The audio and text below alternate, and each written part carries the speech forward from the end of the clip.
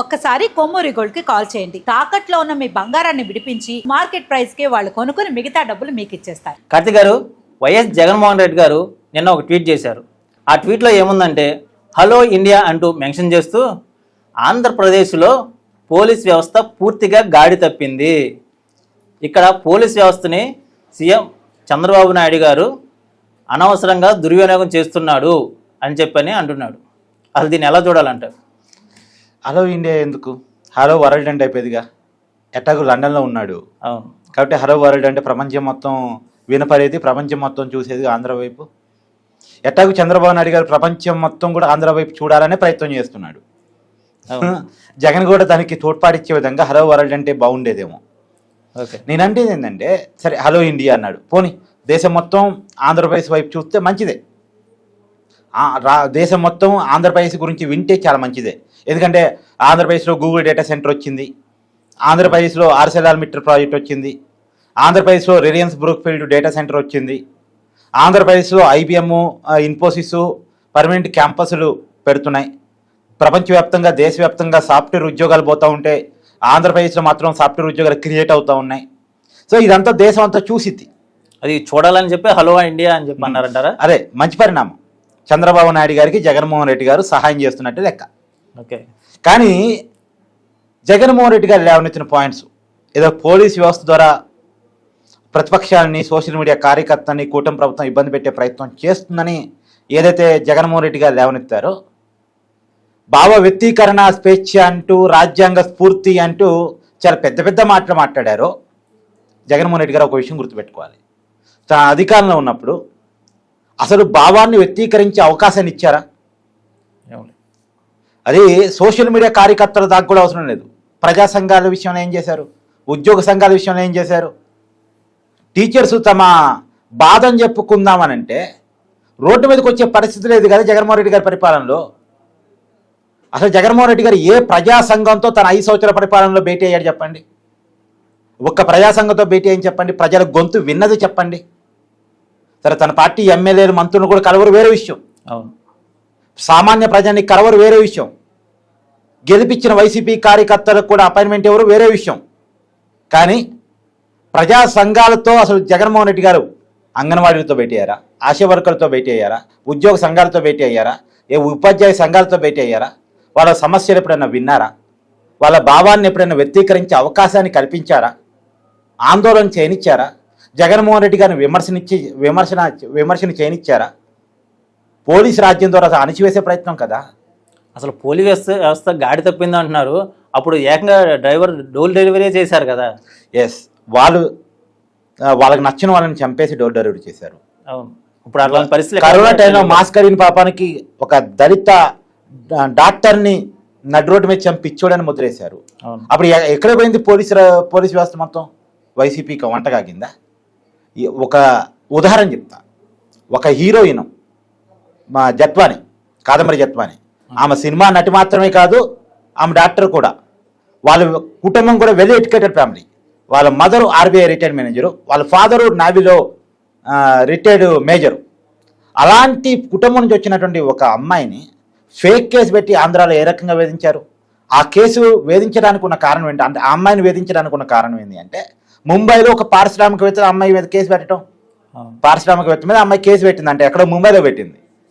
ఆ అమ్మాయి మీద ఇక్కడ ఫేక్ కేసు పెట్టి ఆ కేసు వాపసు తీసుకుంటే ఈ కేసు వాపసు తీసుకుంటామని బెదిరించేసి ఒక అమ్మాయిని ప్రభుత్వం ఇబ్బంది పెట్టడం, పోలీసులు ఇబ్బంది పెట్టడం ఈ దేశ చరిత్రలో నాకు తెలిసి ఎక్కడా లేదేమో. ఒక అమ్మాయికి బాధ కలిగితే పోలీసులు చెప్పుకుంటుంది, పోలీసులు స్పందించకపోతే ప్రభుత్వాన్ని చెప్పుకుంటుంది. కానీ ప్రభుత్వ అనుమతితో పోలీసులే వేధించడం అనేది ఒక్క జగన్మోహన్ రెడ్డి గారి పరిపాలనలోనే జరిగింది. ఇప్పుడు అలాంటి సంఘటనలు ఉన్నాయా? పోలీసుల ద్వారా అమ్మాయిని వేధిస్తున్నారా? పోలీసుల ద్వారా ప్రజల్ని వేధిస్తున్నారా? మేబీ పోలీసులు ఏమన్నా ఈ వైసీపీ సోషల్ మీడియా కార్యకర్తల మీద కేసులు పెడతారు. ఇష్టం వచ్చినట్టుగా రాస్తే పెట్టుకున్నట్టుంటారు, ఇష్టం వచ్చినట్టుగా. ఇప్పుడు ఎగ్జాంపుల్, అప్పుడు సీఎం పిఆర్ఓ శ్రీహరి అరెస్ట్ అయ్యాడు. ఎందుకు అరెస్ట్ అయ్యాడు? చంద్రబాబు నాయుడు చేతిలో కత్తి పెట్టి ఒక జరగని నేరాన్ని చంద్రబాబు నాయుడికి పూసి చంద్రబాబు నాయుడిని హంతకుడుగా క్రియేట్ చేసే ప్రయత్నం చేసినప్పుడు పెడతారు. గతంలో జగన్మోహన్ రెడ్డి పెట్టలేదా? ఏకంగా రాజద్రోహం కేసులు పెట్టాడు కదా. ఇప్పుడు జర్నలిస్ట్ మూర్తి గారి మీద పెట్టాడుగా. అనేక మంది జర్నలిస్టుల మీద పెట్టాడుగా. అవును. సరే పోని అసలు జర్నలిస్టుల మీద, ప్రజల మీద, బయట ఉన్న ప్రజా సంఘాల మీద, ప్రతిపక్ష నాయకుల మీద కూడా వదిలేద్దాం. ఎందుకంటే ప్రతిపక్ష నాయకులు అచ్చెన్నాయుడు నుంచి మొదలు పెడితే చంద్రబాబు నాయుడు వరకు అందరి మీద కేసులు పెట్టాడు, అది వదిలేద్దాం. చివరికి తన పార్టీ నుంచి ఎంపీగా గెలిచి జగన్మోహన్ రెడ్డి గారు తీసుకున్న నిర్ణయాలు సరిగా లేవు అని చెప్పిన పాపానికి రఘురామ కృష్ణరాజు గారు ఆయన ఎంపీగా ఉన్న వ్యక్తిని అడ్డగోలుగా అరెస్ట్ చేసి అరెస్ట్ అనాలో కిడ్నాప్ అనాలో ఇక దార్చాలి చేసి, అది కూడా పుట్టినరోజున అరెస్ట్ చేసి ఇప్పుడు ఆ కేసు నడుస్తుంది. ఆయన్ని ఎన్ని చిత్రహింసలు పెట్టారో అన్న దానికి సంబంధించి గుంటూరులో పోలీస్ స్టేషన్లో పెట్టి హార్ట్ సర్జరీ చేసుకున్నటువంటి వ్యక్తి గుండెల మీద కూర్చొని గుద్దేసి చంపే ప్రయత్నం చేశారన్నది ఆయన ఆరోపణ. దాని మీద ఐపీఎస్లు కూడా బుక్ అయ్యే కేసులను ఎదుర్కొంటా ఉన్నారు. ఇప్పుడు జగన్మోహన్ రెడ్డి గారి పరిపాలనలో కాకి చొక్కాలు వైసీపీ చొక్కాల్లాగా పనిచేస్తాయి అనేటువంటి ఒక నెపంతో 3 ఐపీఎస్లు సస్పెండ్కి గురయ్యారు. ఈ దేశ చరిత్రలో ఈ మొట్టమొదటిసారి 3 ఐపీఎస్లు ఎట్ ఏ టైం సస్పెండ్ కావటం. సీతారామాంజనేయులు అండ్ విశాలగున్ని, కాంతి రాణాటాట 3 ఐపీఎస్లు సస్పెండ్ చేశారు. ఈ దేశ చరిత్రలో ఇంతవరకు ఎప్పుడూ లేదు. ఈ 3 మీద ఉన్న ఆరోపణ ఏంది? అప్పుడు వైసీపీ ఆదేశాలకు లొంగి, జగన్మోహన్ రెడ్డి గారు ఆదేశాలకు లొంగి చట్టవిరుద్ధంగా ఈ జత్వాన్ని నివేదించారు అన్నటువంటి కేసు. సీతారామాంజనేయుల మీద అయితే ఒక్క కేసు కాదు, చాలా కేసులు ఉన్నాయి. ఇవాళ పోలీస్ వ్యవస్థను వాడుకుంది ఎవరు అంటే ఏం చెప్తారు? ఇంకా ఇన్ని ఉదాహరణలు చెప్తాను నేను నీకు. ఇన్ని ఉదాహరణలు చెప్తున్నా. మరో పక్క రోజా గారు కూడా రెడ్ బుక్ రాజ్యాంగం నడుస్తుందని చెప్పని ఈమె కూడా మాట్లాడుతుంది. ఒకవేళ నిజమే రోజా గారు చెప్పినట్టు రెడ్ బుక్ రాజ్యాంగం నడుస్తుంది. రెడ్ బుక్ రాజ్యాంగమే నడిస్తే రెడ్ బుక్ రాజ్యాంగం నడుస్తుందని మాట్లాడగలిగే పరిస్థితి స్వేచ్ఛ రోజా గారికి ఉండేదా? అలా మాట్లాడగలిగే స్వేచ్ఛ రోజా గారికి ఉండేదా?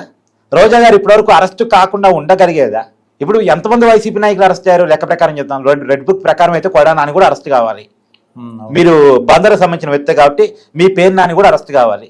ఎందుకు అరెస్ట్ కాదా? కూటమి కార్యకర్తలేమో పోలీస్ వ్యవస్థను వాడరైంది, వైసీపీ వాడినట్టు వాడరైంది, వాళ్ళని అప్పుడు ఎవరు పడితే వాళ్ళని అరెస్ట్ చేసేవాళ్ళు.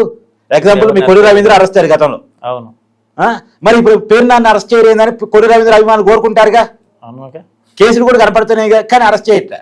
ఒక రెడ్ బుక్ నడిస్తే పేరు నాని అరెస్ట్ కావాలి, ఆర్కే రోజు అరెస్ట్ కావాలి. అంబటి రాంబాబు అరెస్ట్ అయ్యాడని వైసీపీ చెప్పొచ్చాక ఎందుకు అరెస్ట్ అయ్యాడు? అందరూ వినేటట్టు తిట్టాడు కదా చంద్రబాబు నాయుడు గారు తల్లిని. ఆ మాట మాట్లాడినప్పుడు ఎవరు అరెస్ట్ చేయకుండా ఉంటారు?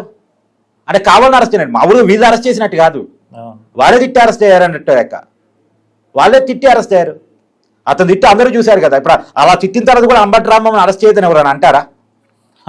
అంటారు కదా. కాబట్టి ఇప్పుడు అట్ట అనుకుంటే అరెస్ట్ చేయదలుచుకుంటే ఇంకా చాలా ద్వారంపూడి చంద్రశేఖర్ రెడ్డిని అరెస్ట్ చేయాలి, అనిల్ కుమార్ యాదవ్ని అరెస్ట్ చేయాలి, ఆర్కే రోజాని అరెస్ట్ చేయాలి, కొడా నాన్ని అరెస్ట్ చేయాలి. చేయలేదు వీళ్ళందరినీ, చేయలేదు కదండి వీళ్ళందరినీ. ఒకవేళ రెడ్ బుక్కే నడిస్తే ఈ పాటికి పెద్దిరెడ్డి రామచంద్రని అరెస్ట్ చేయాలి. కుప్పంలో చంద్రబాబు నాయుడు గారిని ఓడించడం కోసం అక్కడ ఉన్న టీడీపీ వాడు ఎంత ఇబ్బంది పెట్టాడు. ఏకంగా అంగల దగ్గర చంద్రబాబు నాయుడు మీద రాళ్ళేపించాడు అనేటువంటి ఆరోపణ ఉంది కదా పెద్దిరెడ్డి మీద. అందులో ఆ జిల్లాలో చంద్రబాబు నాయుడికి రాజకీయ ప్రత్యర్థిగా పెద్దిరెడ్డి ఉన్నాడు కదా, అరెస్ట్ చేయాలిగా. సజ్జన రామకృష్ణని కూడా అరెస్ట్ చేయాలిగా. అసలు వీళ్ళంతా కాదండి, జగన్మోహన్ రెడ్డి కూడా ఈ పాటికి అరెస్ట్ చేసి ఉండాలిగా. అరెస్ట్ చేయాలని కూడా కేసు దొరకదా? అరెస్ట్ చేయాలంటే పెద్ద విషయం ఉంది, చేసి ఉండేవాళ్ళు కదా. అసలు ఇప్పుడు ఈ ట్వీట్ చేయాల్సిన అవసరం ఏముందంటారు? అసలు సందర్భం లేదు. అంటే నేను లైవ్ నెట్లో ఉన్నాను, నేను ఇంకా రాజకీయాల్లోనే ఉన్నాను. అంటే రాజకీయాల నుంచి జగన్మోహన్ రెడ్డి స్కిప్ అయ్యాడేమో, ఇక లేదేమో ప్రతిపక్షం ఆంధ్రప్రదేశ్లో వైసీపీ కామైపోయింది అని ప్రభుత్వం తరపున తను చేసుకుపోతుంది. ప్రజలు కూడా ఇక వైసీపీని మర్చిపోతున్నారు, జగన్ని మర్చిపోతున్నారు అనేటువంటి ఒక భయం. అప్పుడప్పుడు జగన్మోహన్ రెడ్డి వారానికి ఒకసారి ఎందుకు ప్రెస్ మీట్ పెట్టడానికి ట్రై చేస్తుంటాడు. నేను ఉన్నాను, ఇంకా రాజకీయాల్లోనే ఉన్నాను అని చెప్పుకోవడం కోసం ప్రయత్నం చేస్తుంటాడు. కానీ ఇలా కాదు. ఇప్పుడు నిజానికి జగన్మోహన్ రెడ్డి గారు ప్రజా సమస్యల మీద క్వశ్చన్ చేయమనండి. ప్రజా సమస్యలు లేవా? కనపట్లేదా జగన్మోహన్ రెడ్డి గారికి? ఏం లేవు అని చెప్పి ఇలా ట్వీట్ చేస్తా కూర్చున్నా అట్లా అనిపిస్తుంది. ఇప్పుడు ఏదన్నా రీఎంబర్స్మెంట్, పీజీ రీఎంబర్స్మెంట్ గురించో, లేదో ఆరోగ్యశ్రీ గురించో, లేదో ఇంకో దాని గురించో ఏదైనా సమస్యలు ఉంటే ఆ సమస్యలను ప్రస్తావిస్తూ ట్వీట్ చేయమనండి. ఒక నాయకుడు బాధ్యత అది. ఎంత మంచి ప్రభుత్వం అయినా అన్ని విషయాలని సాటిస్ఫై చేయలేదు, అన్ని విషయాలని ఫుల్ఫిల్ చేయలేదు. కాబట్టి ఫుల్ఫిల్ చేయని విషయాన్ని క్వశ్చన్ చేసేది ప్రతిపక్షం, మర్చిపోయిన విషయాన్ని గుర్తు చేసేది ప్రతిపక్షం. కానీ ప్రభుత్వం మర్చిపోయిన విషయాలను, ఫుల్ఫిల్ చేయని విషయాలను, ఇంకా ప్రజా సమస్యలను ఎక్కడ ప్రస్తావిస్తుంది వైసీపీ? ఒక్క ఈ మొత్తం ఈ 2.5 సంవత్సరాల కాలంలో వైసీపీ ఏదైనా ఒక చిన్నపాటితో పెద్దపాటితో ప్రజా ఉద్యమం చేసిందంటే మెడికల్ కాలేజ్ ప్రైవేటీకరణ అనే పేరుతో ఒక ఉద్యమం చేసింది. అవును. అది ఒక్కరు తప్ప ఒక ప్రజా సమస్యను వైసీపీ వెలుగెత్తి చాటింది ఏమని చెప్పండి. ఏం లేదు. ఆ ఉద్యమాన్ని కూడా రాంగ్ ట్రాక్ పట్టించింది. నేను అధికారంలోకి వస్తే 2 నెలలు అరెస్ట్ చేస్తాననేసరికి అంత క్రియేట్ చేసిన ఉద్యమం కాస్త డమాల మంది మా జగన్మోహన్ రెడ్డి మైండ్ సెట్ మారలేదు స్వామి అని. ఇప్పటికీ పోలీసుల చేత నేను అధికారంలో రాగానే లోపలేపిస్తానని, పోలీసుల చేత పోలీసులు బట్టలే ఓడదీపిస్తానని, సప్త సముద్రాలు దాటొచ్చైనా ఈడ్చుకొచ్చి లోపల పడేస్తానని, తోలు తీస్తానని ఇంకా భయపెడుతుంది జగన్మోహన్ రెడ్డి. ఇప్పుడు జగన్మోహన్ రెడ్డి భయపెట్టని ఏ రాజ్యాంగం అనాలి? ఇప్పుడు అధికారంలోకి వస్తే మేకల తరాన్ని నరికినట్టు, లేదో గంగమ్మ జాతరలో పొట్టేలు తరం నరికినట్టు నరికేస్తాం, విధ్వంసం క్రియేట్ చేస్తాం అని వార్నింగ్లు ఇస్తున్నారు.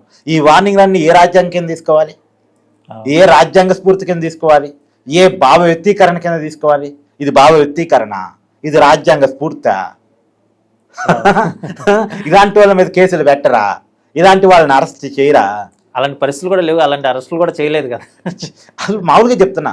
ఇప్పుడు ఒకవేళ వైసీపీ ఇలాంటి ప్రొవొకేషన్స్ ఇస్తుంది కదా, మరి జగన్మోహన్ రెడ్డి గారు రాజ్యాంగం గురించి మాట్లాడుతున్నారు కదా. ఏ రాజ్యాంగం ఇలా మాట్లాడచ్చు అని చెప్పింది? ఏ రాజ్యాంగం ఇలా భావ వ్యక్తీకరణ చేసుకోవచ్చు అని చెప్పింది? ఇప్పుడు మీకు 10 నిమిషాలు నేను ఉపన్యాసం ఇచ్చేటట్టున్నాను. ఈ 10 నిమిషాల ఉపన్యాసంలో ఒక్క తప్పుడు పదం వచ్చిందా? ఎందుకు రాదు? ఒక జర్నలిస్ట్కి ఎథిక్స్ ఉంటాయి. మనం ఇంతవరకే మాట్లాడాం, మన ఇంత పరిధిదే.